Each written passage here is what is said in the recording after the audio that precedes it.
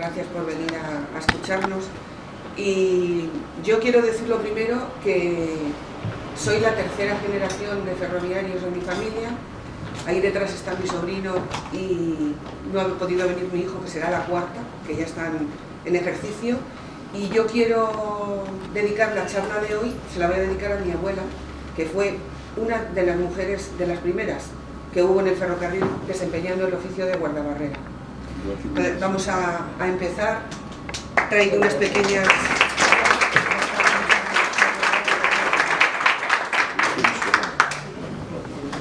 Bueno, primero esto es un poco como introducción, ¿no?, para ver cuándo empezó los primeros ferrocarriles en España. En España el primer ferrocarril fue no en la península, sino en la isla de Cuba, en 1837, entre La Habana y Güines. Y bueno, en realidad era con España, porque España en esa época, con Cuba, era una provincia española. No se independizó hasta 1898. Entonces, pues bueno, es importante que el ferrocarril aquí supuso una gran revolución para el transporte sobre todo de azúcar y de productos, ¿no? Después, en España, ya en la península, el primer ferrocarril que se hace es el de Barcelona a Mataró en 1848 y en 1851 el de Madrid a Aranjuez. Este es el de Madrid a Aranjuez, que el promotor, bueno, voy a volver un poquito para atrás, el de Barcelona a Mataró es este señor que vemos aquí, que se hizo un sello de correos, la máquina primitiva con la que se llevó a cabo la inauguración, que estuvo ahí, se conservó hasta 1870 y algo. Hicieron un homenaje, celebraron algo, lo pusieron en un pedestal y se cayó al suelo y se destrozó. Entonces, en 1948, que se celebra el centenario del primer ferrocarril en España, con los planos que habían quedado en la Escuela de Ingenieros Industriales de Barcelona, reconstruyeron la máquina y reconstruyeron los cochecitos, que son, a ver, para el puntero, ¿dónde era? Arriba. Ah, ahí, bueno, estos. Se reconstruyó la máquina y los coches, que eran 3, de primera, de segunda y de tercera clase, y se conmemoró el primer centenario del ferrocarril en España. Después le siguió en 1851, en febrero de 1851, bueno, en febrero no, el 7 de junio me estoy liando. En 1851 se celebra en España, en Madrid, en la zona centro, la inauguración del ferrocarril de Madrid a Aranjuez. El promotor fue el Marqués de Salamanca. El Marqués de Salamanca, que está aquí, se le hizo tal. Esta era su casa, que es el palacete que fue primero el banco hipotecario de España. Luego, bueno, porque este señor era riquísimo, tenía no sé cuántas casas abiertas en toda Europa y todas las tenía en orden de revista, es decir, de que si él iba, pues estaban en uso todas. Y fue el que promocionó y se lo sirvió a Isabel II como una especie de regalo. Bueno, está aquí, 1851. Luego ya empiezan, a partir de esta época, empiezan a desarrollarse los ferrocarriles. De Aranjuez se llega hasta Alicante, empiezan las líneas por Barcelona también a hacerse radiales y nos encontramos con que a finales del siglo pasado pues empiezan a haber ya algunas trabajadoras, mujeres. Entonces la primera que tenemos aquí, esta es Pilar Careaga, perdón, que me voy con el puntero, que es esta señora, y esta, y aquí también está. Esta mujer era estudiante de ingenieros industriales en el 29, termina la carrera con 21 años y entonces pues al terminar la carrera tenían establecido que todos aquellos ingenieros que sacaran el título tenían que hacer obligatoriamente un periodo de prácticas en el ferrocarril y concretamente de maquinistas. Entonces esta mujer, Pilar Careaga, pues hizo las prácticas, se ve ahí perfectamente en máquinas de vapor, que era lo que había entonces, y abajo aquí está la promoción, que era la única mujer, fue la única mujer de su promoción y creo que en bastantes. Y la mujer, esta señora, nunca ejerció. O sea, fue la primera que se subió vestida con el atuendo de maquinista a una máquina de vapor, pero nunca ejerció porque se casó y luego se dedicó a la política. Entonces no ejerció nunca. Entonces digamos que las primeras de verdad con oficio propio fueron las guardabarreras. Las guardabarreras, en un principio, las primeras, solo tengo fotos, imágenes del siglo XX, porque del siglo XIX no hay ninguna. No hay estos dibujos, este primer dibujo que hay aquí, pero vamos, lo demás son fotos ya, pero a partir de los años 30 y 40. El guardabarrera, en principio, no existía, el oficio de guardabarrera. Eran los empleados de vías y obras en los que estaban al cargo del mantenimiento de la vía y de levantar la barrera cuando venía un tren o cuando no. Entonces, ya las antiguas compañías, la Compañía del Norte y la Compañía de Madrid-Zaragoza-Alicante, antes de establecerse el Renfe, antes de la Guerra Civil, eran compañías privadas que tenían su propio recorrido, sus propios ferrocarriles en la línea. Entonces, a un obrero de vía encargado le daban una casilla en mitad de la vía. Bueno, esto no es exactamente la casilla que tenían, esto es para resguardarse si hacía mal tiempo, pero era una casilla de este estilo, así un poquito más pequeña, que estaba enclavada siempre en un paso a nivel. Entonces el obrero encargado tenía a su cargo el mantenimiento de un cantón de vía, que un cantón es el espacio entre un punto kilométrico y otro. Y su mujer tenía por obligación que mantener el paso expedito, como llamaban entonces, limpio y expedito, y bajar y subir la barrera. Y por ello, ellas, ninguna de estas, en el siglo XIX ni primeros del XX, cobraban ningún salario. Era obligación, como un complemento del marido. O sea, no, hasta en eso tenían dependencia del marido. Entonces, me parece que la primera compañía que lo puso en marcha fue la Compañía de Madrid-Zaragoza-Alicante, que consideró a estas mujeres como un oficio propio y las dotó de un salario y, bueno, pues digamos que pudieron ser independientes. Ya lo he dicho antes, mi abuela fue una de las primeras de los ferrocarriles, la Compañía de los Ferrocarriles del Duero, que luego se integró en la de Madrid-Zaragoza-Alicante. Bueno, primero en la del Valladolid-Ariza y luego en las de Madrid-Zaragoza-Alicante, y desempeñó el cargo de guardabarrera. Entonces, para una mujer de esa época, en las que vivían en medio del campo, que su vida era pues atender al marido, el sufrimiento de ver morirse a los hijos, que parían mucho si no había condiciones sanitarias ni nada, pues bueno, este trabajo las vino a ayudar y un poco, en ese momento, no solamente ya el momento en que las hizo un poco independientes, entre comillas, sino que luego posteriormente cuando se jubilaron, pues tenía una pensión. Yo me acuerdo que mis abuelos, los dos, mi abuela fue a ser guardabarrera porque mi abuelo era obrero de la vía, obrero encargado, y entonces tenían dos pensiones para esa época, que se jubilaron en el 1940, pues hombre, era bastante importante. Entonces, ya digo, estas mujeres en un principio no llevaban uniforme, solamente les obligaban, tenían que llevar un delantal que aquí no se ve muy bien, me parece que tengo otra que aquí se ve mejor. Bueno, esta la tenía que haber puesto en la anterior, pero es el obrero, la guardabarrera y los hijos.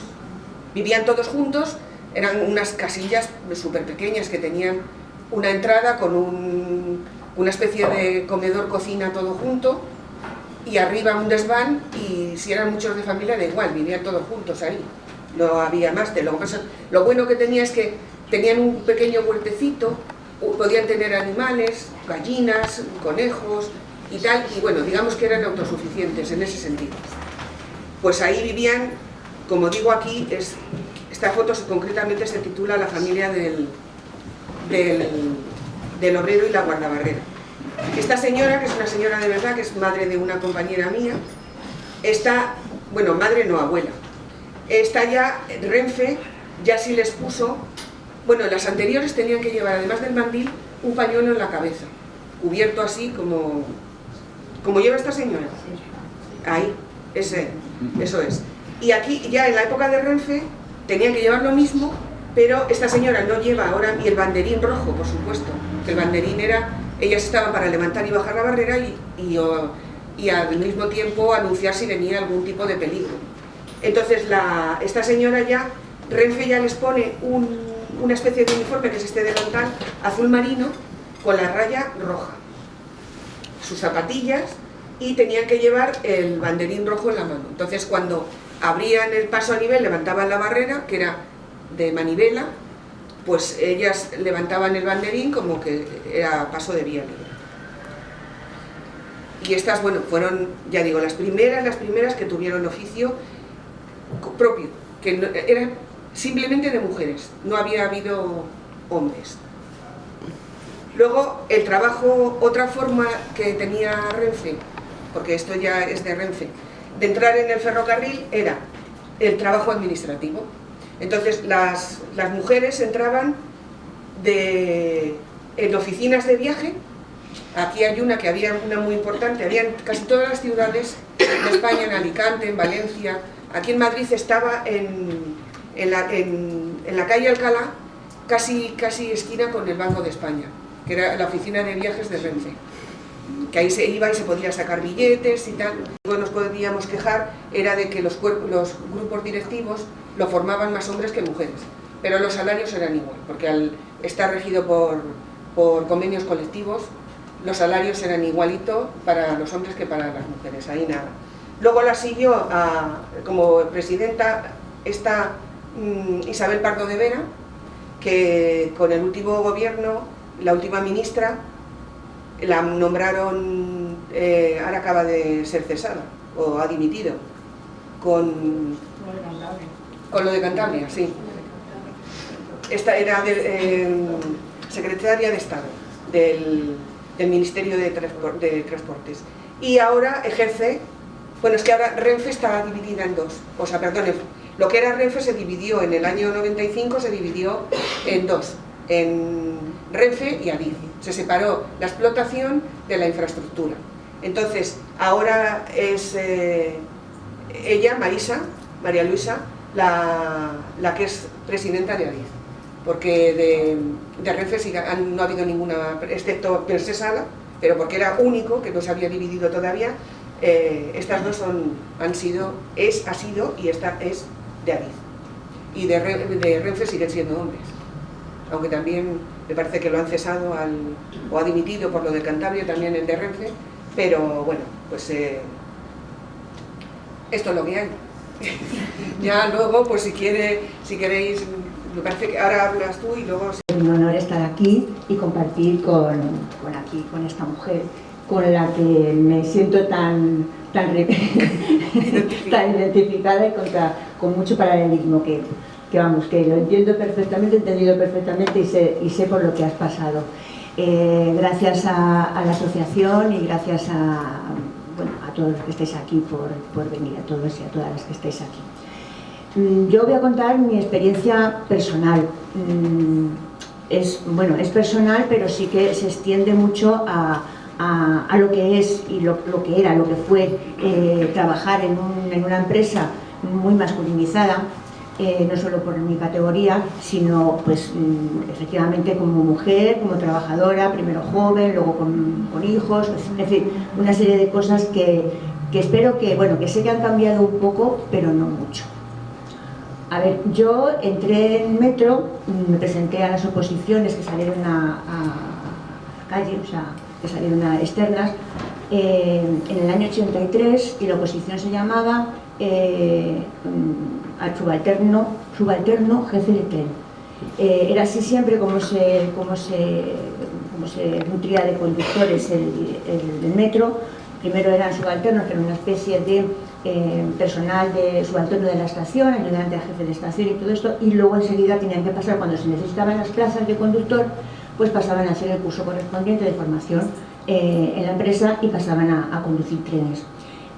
Para esa categoría yo leí las bases y lo que se requería era, ya lo he dicho muchas veces y lo cuento siempre porque es así, se requería tener más de unos 60 de estatura, tener la vista normal y tener el servicio militar cumplido. Estoy hablando del año 83. Entonces, bueno, pues yo entendí que lo del servicio militar, yo medía más de unos 60 y tenía la vista normal entonces, y lo del servicio militar lo interpreté como que no había que cumplirle, porque a la empresa no le interesa que luego un trabajador tenga que irse fuera y tal. Entonces, pues nada, instancias para adentro y ya está.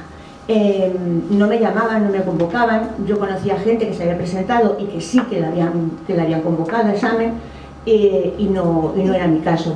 Entonces, pues fui a enterarme qué pasaba, fui al comité de empresa, pregunté y efectivamente todas las instancias que no tenían el chip de servicio militar cumplido pues estaban rechazadas por eso. Se reclamó por parte de la parte social. En ese momento, como hemos señalado, era el año 83, solo teníamos la Constitución del año 78, con los artículos de no discriminación, en este caso por sexo, y que las entidades públicas estaban obligadas a cumplir esos artículos, y en el año 80, me parece, si no recuerdo mal, el Estatuto de los Trabajadores, hasta el año 80, y no había nada más. Bueno, esa reclamación pues tuvo su efecto y sí admitieron todas las instancias de las mujeres que nos habían presentado a esa promoción. Hicimos el examen, me recuerdo que fue en la Universidad de Caminos, ahí y fue el último día, así, porque ya se habían examinado más los chicos. Bueno, pues aprobé el examen, porque un examen que se podía aprobar perfectamente, no pedía ningún certificado de estudio siquiera, ni siquiera una titulación, no seguían nada, de las tres cosas que dije antes. Bueno, aprobé y ya está, y para adelante. Entonces, lo de ser pionera, como se dice aquí, pues es pionera porque tienes que hacer una cosa y las mujeres te presentan una cosa que hay que hacer y eres pionera, la haces. Eres pionera, seas la primera, la segunda o la que sea, la hacemos. Entonces, pues lo hice. Lo que pasó y lo que tuve que pasar, que ha dicho ya la compañera, que fue... bueno, yo siempre digo que recuerdo las cosas más agradables, que trato de olvidar las cosas malas, que tengo que hacer esfuerzos para recordarme, y sí, lo pasé mal, efectivamente. Primero, de entrada, ya era primero subalterna, eso de ser subalterna en la estación, que tampoco era de mujeres, pues ya estabas allí y tú de quién eres, y tú qué enchufe tienes, y tú qué has hecho, y luego, bueno, esto así entre paréntesis tenía otra discriminación o otro inconveniente personal. Yo era hija de un padre sindicalista muy reconocido en el metro, y claro, todo era porque mi padre era no sé qué, porque me había enchufado, y en fin, me decían que mi hermana ya estaba trabajando en el metro. Yo no tengo hermanas, pero mi hermana ya trabajaba en las oficinas del metro durante no sé cuántos años, mi hermano también estaba allí. Yo, pues no, yo no tengo hermanas, yo soy entrada aquí. Bueno, esa otra discriminación y otro inconveniente que tuve que pasar, pero fue personal. Como mujer, lo ha dicho bien ella. Además, vamos a ver, la categoría de conductor, porque era conductor entonces, era una categoría totalmente masculinizada, y además era una categoría que creo que lo sigue siendo también ahora, que era como una vanguardia del servicio en la parte de movimiento, que se llamaba antes, en la parte de cara al público, no la parte de oficio. Era una categoría que tenía, pues eran los fuertes, eran los que hacían las huelgas, eran los luchadores, eran los pues, hombres todos, claro. Y claro, ir una mujer ahí, ¿qué te vas a hacer si tienes que salir a la vía, que bajarte a la vía? O cuando se pare el tren, o cuando un viajero se meta contigo, o cuando lo que sea. Pues bueno, porqués pues que son muy tontos y que ahora me parecen, pero que yo en ese momento asimilaba como una cosa muy normal que me pasara, que tuviera todos esos inconvenientes, que tuviera que demostrar más que nadie que sí que podía, porque en realidad conducir un tren es lo más fácil que hay, o sea, es muy fácil. Y eso que yo entré cuando eran los trenes no automáticos, clásicos, que se llamaban, y era muy fácil conducir un tren. Y ahora pues más porque son automáticos. Entonces pues no había, o sea, la dificultad técnica no existía. Lo que existía era meterte en esa categoría que era muy masculina, que tenía esas connotaciones como de poderío, de que eran los que llevaban los trenes, de que si decían paramos el metro, los conductores le paraban, los conductores solo le paraban. Entonces, claro, tenía también esa connotación. Bueno, no voy a referirme también a eso que te decían, que estás quitando el puesto de trabajo a un hombre, que te vayas a tu casa, vete mejor a freír patatas, eres me han llamado puta en las puertas de los trenes. Pero bueno, todo eso cuando llegas a una estación y un viajero se baja y te dice ole, así tiene que ser, se te olvida y dices, pues merece la pena.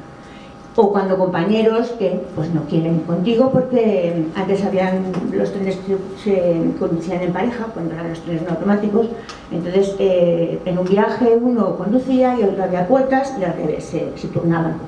Pues yo el viaje de las puertas, porque yo cuando iba conduciendo ya me había buscado un truquito de llegar a la estación y meter un poquito la cabina del tren en el túnel, repasar un poquito y así no miraban, no sabían que el tren le llevaba una mujer. Pero si iba a las puertas no, tenía que estar en las puertas y abrir. Y aquello era como decía Terda, que te bajaban del pueblo a verla, pues imagínate la línea 1, ahora punta, a 7 de la mañana, el tren así, que tenías que estar ahí en el burladero, lo que te hacían, lo que te decían y lo que tenías que aguantar. Bueno, pues eso. Pero, a ver, yo... era aquello tocaba. Y allí había que hacerlo, y salí, y se sale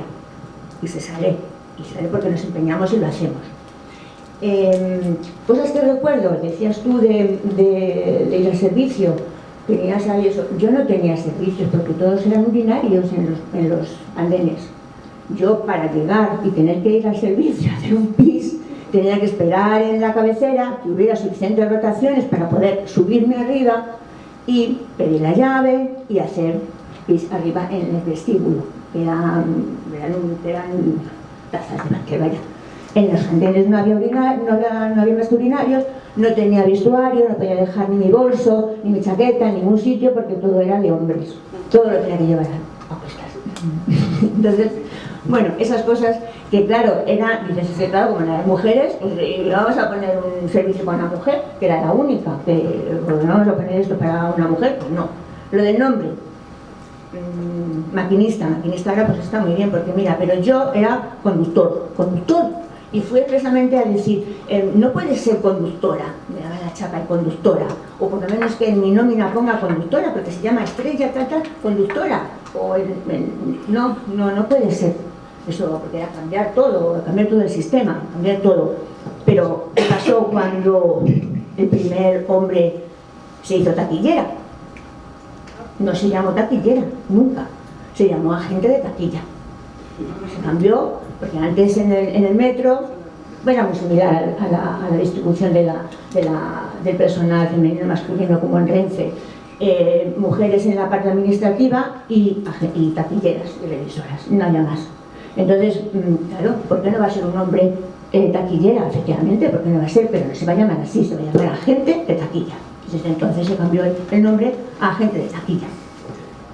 Las mujeres, igual que en todos los sitios, cuando se casaban, pues iban fuera, porque no era normal un matrimonio casado con una mujer que trabajara fuera de su casa. Lo que pasa es que en el metro, bueno, yo conocía casos que se hacían pues especie de, pues no te casas, te juntas y ya está, y no hay. Pero sí que tengo que también decir que, bueno, claro, todas esas mujeres que tuvieron que abandonar su puesto de trabajo cuando se casaron, pues teníamos muchos buenos sindicalistas, las y los sindicalistas, y se luchó mucho, y había muy buenos sindicatos, y los hay, bueno. Con esto, yo qué sé, quiero decir que somos pioneras en algún momento, sí, en un hecho puntual. A mí me tocó ser puntual, pionera, pero porque me tocó, pero igual les podía haber tocado a cualquiera y lo hubieras hecho igual, porque hay que tirar para adelante. Pero pioneras, por ejemplo, y digo pioneras y siempre lo digo, yo fui la primera mujer oficialmente conductora de metro, pero la primera mujer que condujo metros fue allá por los años 30, durante nuestra guerra. Durante nuestra guerra las mujeres llevaban los trenes de David por el subsuelo porque no había hombres y los llevaban mujeres, perfectamente, y sin curso, y sin formación profesional y los llevaron ellas.